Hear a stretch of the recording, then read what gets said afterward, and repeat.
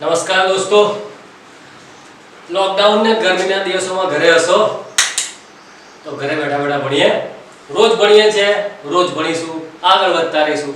Chemistry પૂરું કરીશું, physics, maths, biology ને બીજા વિષયો પણ પૂરા કરીશું.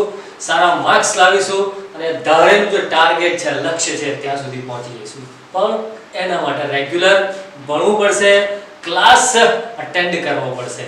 માટે સબસ્ક્રાઇબ કરતા રહેજો, લાઇક્સ આપતા રહેજો, જેથી કરીને ઓટોમેટિક આપોઆપ તમારામાં નોટિફિકેશન આવી જાય અને તમને જોવાની ઈચ્છા થાય, ભણવાની મજા આવે, આનંદ આવે અને હસતા હસતા ભણી લેવું. તો આપણે વધ્યા આગળ.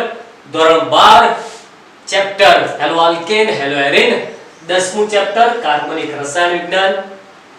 જે થોડું કંઈ ભણ્યા છે ચેપ્ટરમાં એના લખાણ સંબંધિત પ્રશ્ન, ઇન્ટરનલ પ્રશ્ન છે, એક્સરસાઇઝના પ્રશ્ન નથી આ. માટે એ પ્રશ્ન નંબર 10.2 આપણે જોઈએ, એનો જવાબ જોઈએ. ઘણું સરળ છે, આવડી જશે. 10.2 આલ્કાઇલ આયોડાઇડ.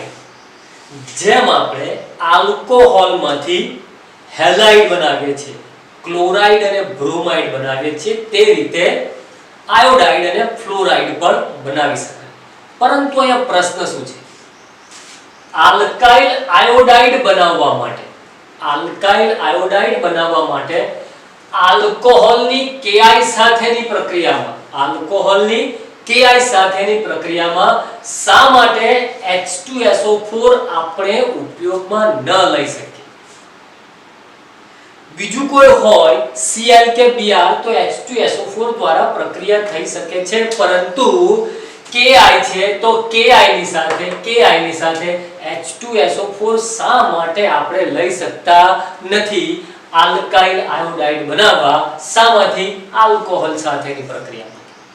એટલે પ્રશ્ન એ છે અહીંયા કે આલ્કોહોલમાંથી OH સમૂહનું વિસ્થાપન કરી આયોડીન ઉમેરવા, આલ્કોહોલમાંથી આલ્કાઇલ આયોડાઇડ બનાવવા OH નું વિસ્થાપન કરી આયોડીન ઉમેરવા માટે Ki સાથે શા માટે આપણે H2SO4 નો ઉપયોગ ન કરી શકીએ? તો આ આખું લખાણ ટુ ઈઝી છે, એકદમ સરળ છે. તેની પહેલા તમને એક વાત જણાવી દઉં જે તમે જાણો છો, કારણ કે તમે 12th સાયન્સમાં કેમિસ્ટ્રીમાં ભણો છો, એટલે હવે આવડતું જ હશે અને આવડવું જ જોઈએ કે H2SO4 એનું આયનીકરણ બે તબક્કે થાય. પહેલા એક H+ નીકળે એટલે આપણને HSO4- મળે. ત્યારબાદ બીજો HSO4 માંથી એક H+ જાય તો SO4- મળે. સાથે સાથે એ પણ જાણીએ છીએ કે H2SO4 ઓક્સિડેશન કરતા તરીકે પણ જાણીતો છે. તો એ જ બાબત આપણે અહીંયા લાગુ પાડવાની છે અને એ જ કારણથી તે ઉપયોગી નથી. ઓક્સિડેશન કરતા તરીકે ઉપયોગી છે, પણ ઘણી વખત તમારો સારો ગુણ કોઈને ન ગમે તો દુર્ગુણ થઈ જાય એવું છે.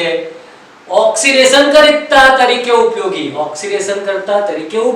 H2SO4, પણ અહીંયા એ જ એનો ઉપયોગ નડતર રૂપ છે. શા માટે? તો Ki ની H2SO4 સાથે પ્રક્રિયા કરીએ તો KHSO4 અને HI મળે, એટલે કે 2Ki plus H2SO4 gives KHSO4 અને HI. મતલબ Ki સાથેની પ્રક્રિયામાં H2SO4 પ્રથમ તબક્કે Ki નું રૂપાંતર HI માં કરે છે. હમણાં તો બે તબક્કે થાય, પહેલો તબક્કો પૂરો. તે જ રીતે હવે HI સાથે H2SO4 પ્રક્રિયા કરીશું, આપશે I2. એટલે આ આખું એક જ સમીકરણ લખવું હોય તો મિત્ર લખી શકો, બંનેનો સરવાળો કરો. જેમ રેડોક્સ સમીકરણની અંદર સરવાળો કરીએ છે, લેફ્ટ સાઈડ રાઈટ સાઈડનો સરવાળો, એ પ્રમાણે સમીકરણ, બેલેન્સ્ડ સમીકરણ તમને પ્રાપ્ત થઈ જાય. ન મળે એવું નહીં.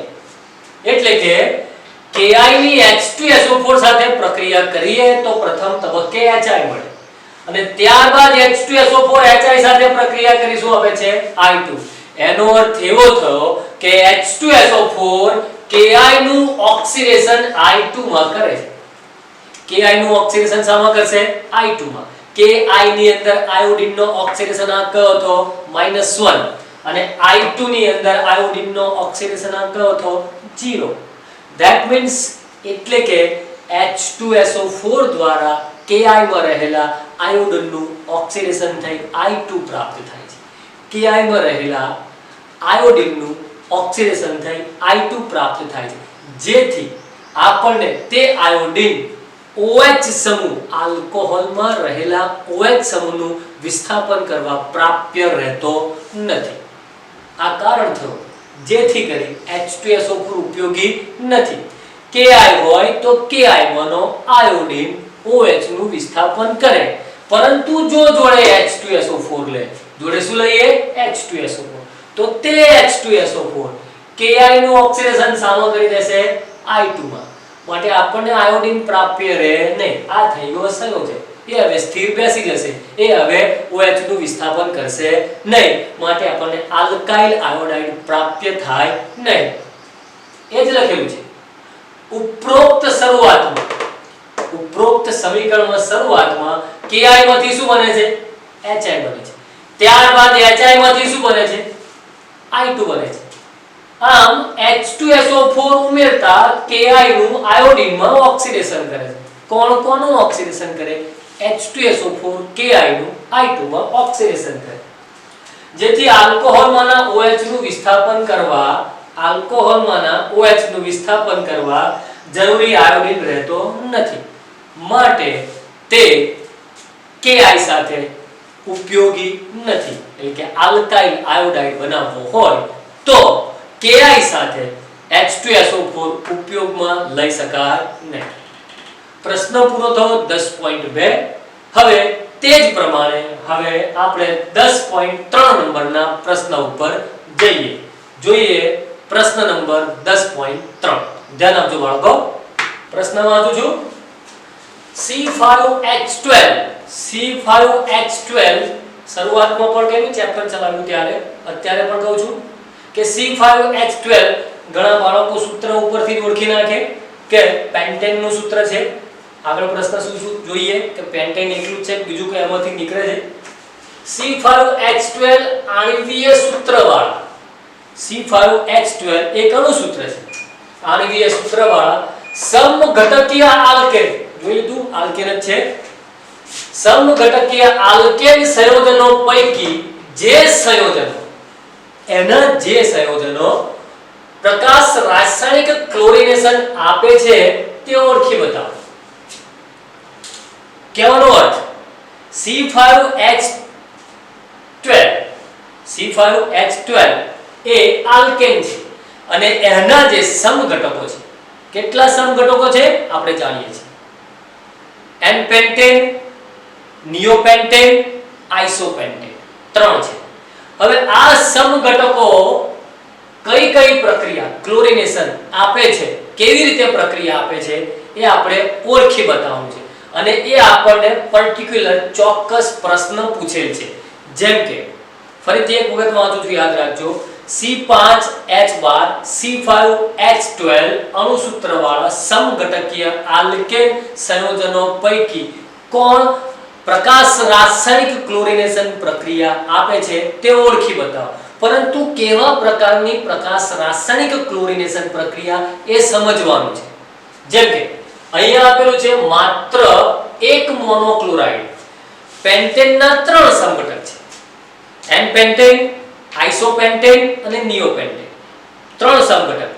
3 સમઘટકની અંદરથી આ પ્રશ્ન માત્ર એક મોનોક્લોરાઇડ આપે એવો સમઘટક કયો, એવો અહીંયા પ્રશ્ન પૂછે છે. એટલે આ બંને પ્રશ્નને ભેગા કરો તો એનો અર્થ એવો થાય કે પેન્ટેનના 3 સમઘટક છે, એ 3 સમઘટકની અંદરથી એક જ સમઘટક, એક જ મોનોક્લોરાઇડ સમઘટક આપે તેવો પેન્ટેનનો સમઘટક કરો. બાળકો સમજણ પડે છે? હજુ ધ્યાન આપો. પ્રશ્ન છે C5H12 આલ્કેન, એના સમઘટકો પૈકી માત્ર એક જ ક્લોરીન વાળો મોનોક્લોરાઇડ આપતો સમઘટક કરો. તો આ 3 સમઘટકમાંથી આપણે ઓળખી બતાવવાનું છે, અને કેમને ઓળખવાનું છે, કેવી રીતે ઓળખવાનું છે જોઈએ.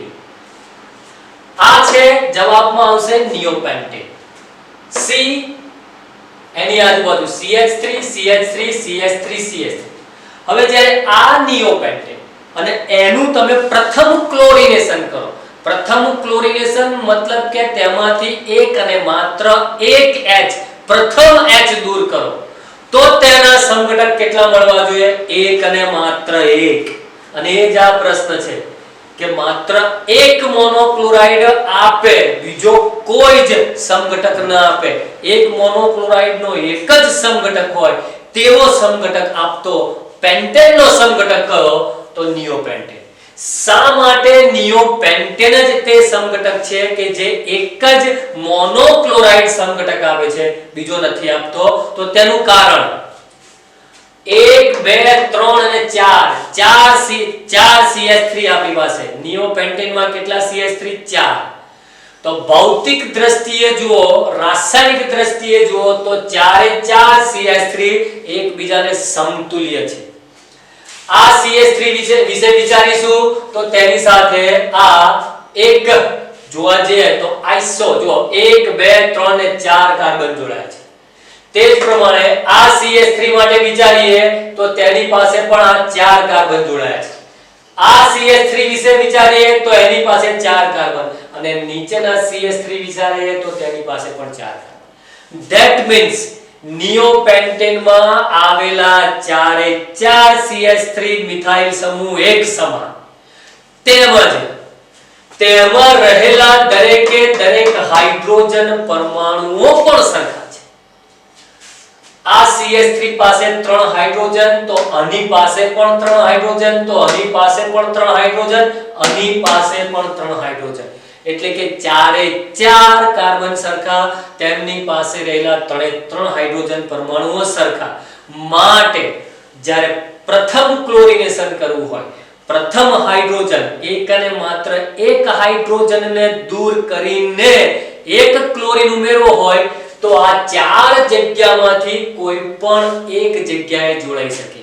અને કોઈ પણ એક અને માત્ર એક જ જગ્યાએ જોડાય ત્યારે આપણને એક જ સમઘટક મળે. મતલબ કે એક જ ક્લોરીન જોડાશે 1 2 3 અને 4 કાર્બનમાંના કોઈ પણ હાઇડ્રોજન પરમાણુ સાથે. માટે આપણને એક જ મોનોક્લોરાઇડ સમઘટક મળે, બીજો કોઈ સમઘટક પ્રાપ્ત થશે નહીં. માટે C5H12 તેનું રાસાયણિક પ્રકાશ રાસાયણિક ક્લોરિનેશન કરીએ તો મોનોક્લોરાઇડ સમઘટક આપનારો પેન્ટેનનો સમઘટક કયો છે? નિયોપેન્ટેન. કારણ શું? તેમાં આવેલા બધા જ હાઇડ્રોજન પરમાણુ કેવા છે? એક સમાન છે. તેથી ખાલી એક જ સમઘટકીય એટલે કે એક જ પ્રકારનો મોનોક્લોરાઇડ મળશે. અહીંયા વિસ્થાપન કરો, અહીંયા વિસ્થાપન કરો, અહીં કે અહીં, દરેકે દરેક એક સરખા જ મોનોક્લોરાઇડ હશે. નામમાં કે બંધારણમાં ફેરફાર થશે નહીં. એમાં પ્રશ્ન નંબર 2, 3 સમઘટકીય મોનોક્લોરાઇડ એટલે કે પેન્ટેન આપેલ છે C5H12.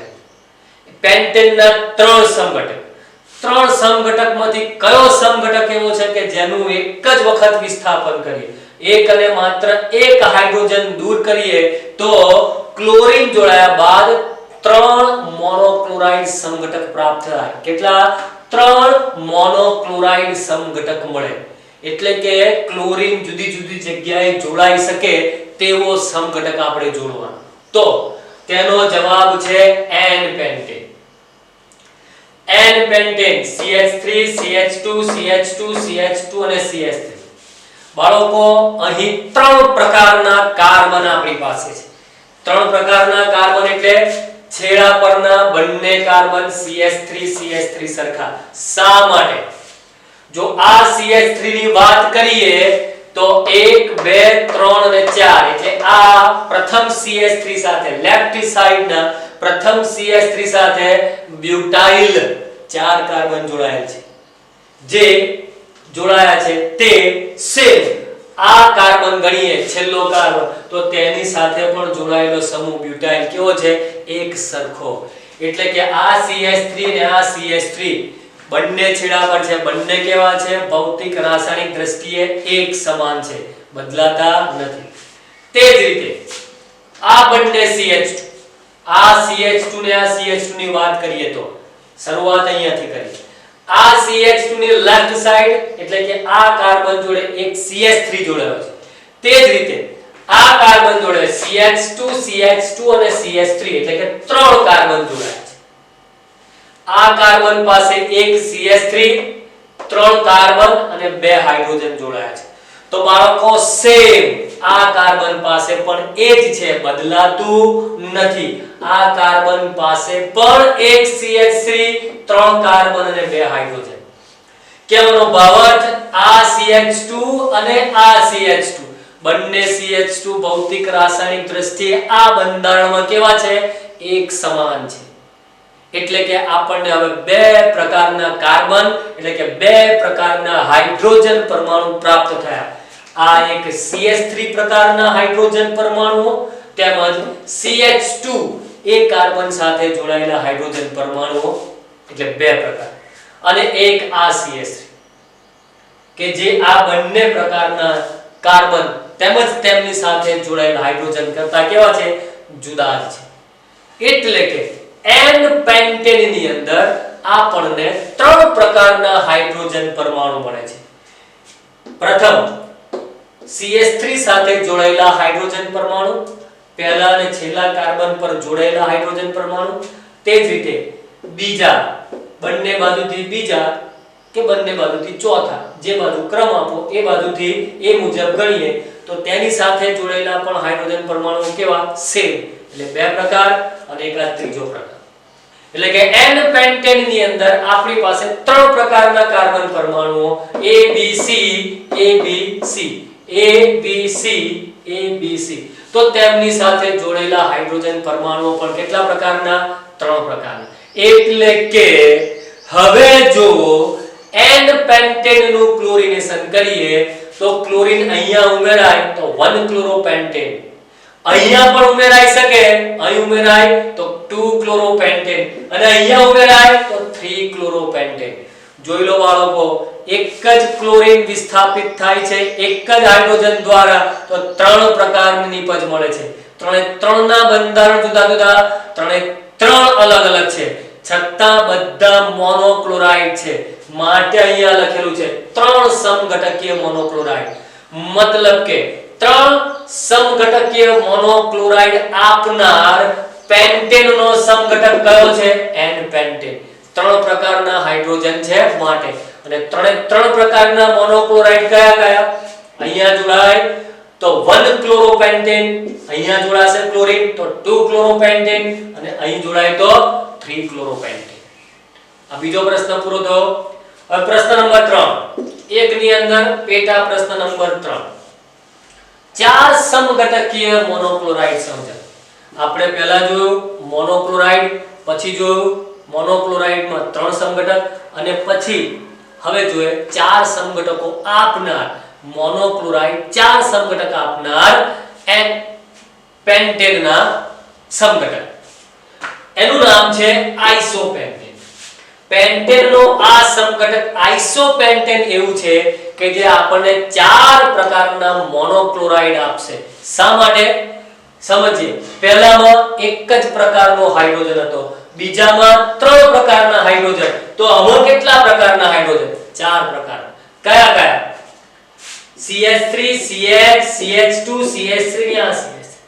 એક અને એક આ બે CH3 તેમની સાથે જોડેલા હાઇડ્રોજન પરમાણુ સેમ.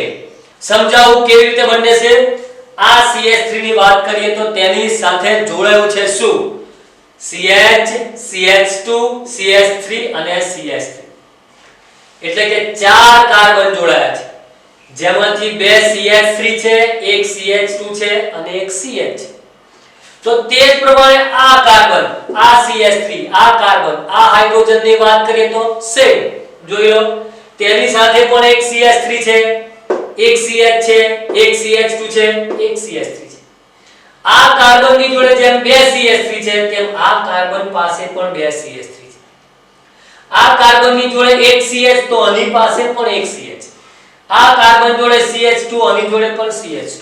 આ સામાન્ય સમજ આપું છું, વ્યવહારિક ભાષામાં સમજણ પડે એ રીતે જણાવું છું કે બંને CH3 સેમ છે, સમાન છે. કેવી રીતે? તો તેમની સાથે જોડાયેલા કાર્બન પરમાણુ તેમનું સ્થાન, હાઇડ્રોજન પરમાણુ તેમનું સ્થાન કેવું છે? એક સરખું. માટે આ બંને CH3 કેવા છે? એક સરખા છે. તેથી તેમની સાથે જોડાયેલ હાઇડ્રોજન પરમાણુ પણ કેવા? એક સમાન. તે જ રીતે આ B CH આખા બંધારણમાં બીજી કોઈ જગ્યાએ CH નથી, એટલે આ બીજો પ્રકાર કાર્બન હાઇડ્રોજન. CH2 પણ આ આખા બંધારણમાં કોઈ પણ જગ્યાએ નથી, એ એક જ છે, એટલે ત્રીજો પ્રકાર. અને આ D આ કાર્બનનો ચોથો પ્રકાર, તેની સાથે જોડેલ હાઇડ્રોજનનો પણ ચોથો પ્રકાર. હવે આ આખું બંધારણ કેવું થઈ ગયું? અલગ થઈ ગયું. આ CH3 પાસે આ બંને CH3 કરતા. ક્લિયર છે બાળકો? ઓકે. That means આઇસોપેન્ટેન માં કેટલા પ્રકારના કાર્બન? 4 પ્રકારના. તો હાઇડ્રોજન પણ કેટલા પ્રકારના? 4 પ્રકારના. તો વિસ્થાપન કરવાથી નિપજ પણ કેટલા પ્રકારની મળશે? 4 પ્રકારની. એટલે કે અહીંયા વિસ્થાપન થઈ શકે, અહીંયા વિસ્થાપન થઈ શકે, અહીં વિસ્થાપન થઈ શકે, અહીંયા પણ. કોઈ પણ જગ્યાએ ક્લોરીનનું એક ક્લોરીનનું એક હાઇડ્રોજન દ્વારા, એક હાઇડ્રોજનનું વિસ્થાપન ક્લોરીન દ્વારા થઈ મોનોક્લોરાઇડ સંયોજન મળે. 4 પ્રકારના મળશે. અને આ 4 પ્રકારના મોનોક્લોરાઇડ સંયોજન આપનાર પેન્ટેનનો સમઘટક આઇસોપેન્ટેન. અહીંયા જોડાય, અહીંયા પણ જોડાઈ શકે, 3 નંબરના કાર્બન પર જોડાઈ શકે, 4 નંબરના આ કાર્બન પર પણ જોડાઈ શકે. અહીંયા જોડાય તો 1 ક્લોરો 3 મિથાઇલ બ્યુટેન, અહીંયા જોડાય 2 ક્લોરો 3 મિથાઇલ બ્યુટેન, અહીંયા જોડાય 2 ક્લોરો 2 મિથાઇલ બ્યુટેન, અહીંયા જોડાય 1 ક્લોરો 2 મિથાઇલ બ્યુટેન. સમઘટકો, બંધારણ, નામ, સ્ટ્રક્ચર બદલાય છે, પરંતુ ક્લોરીન એક જ છે, માટે મોનોક્લોરાઇડ. એક જ ક્લોરીન 4 બંધારણ પૂરું થયું. એટલે કે આ પ્રશ્ન ખૂબ જ સુંદર પ્રશ્ન છે, સમજવાનો પ્રશ્ન છે બાળકો. આના ઉપરથી આ જ પ્રમાણે બીજા પ્રશ્ન પણ JEE કે નીટમાં પૂછાઈ શકે છે. JEE ના કોન્સેપ્ટ માટેનો આ ખૂબ જ સરળ સુંદર પ્રશ્ન છે. આ પ્રમાણે તમને બીજા પણ બંધારણ આપી શકે. તમને આજે જે સમજાવ્યું, જે સમજ્યા છો એ પ્રમાણે બીજાની અંદર પણ પૂછાઈ શકે.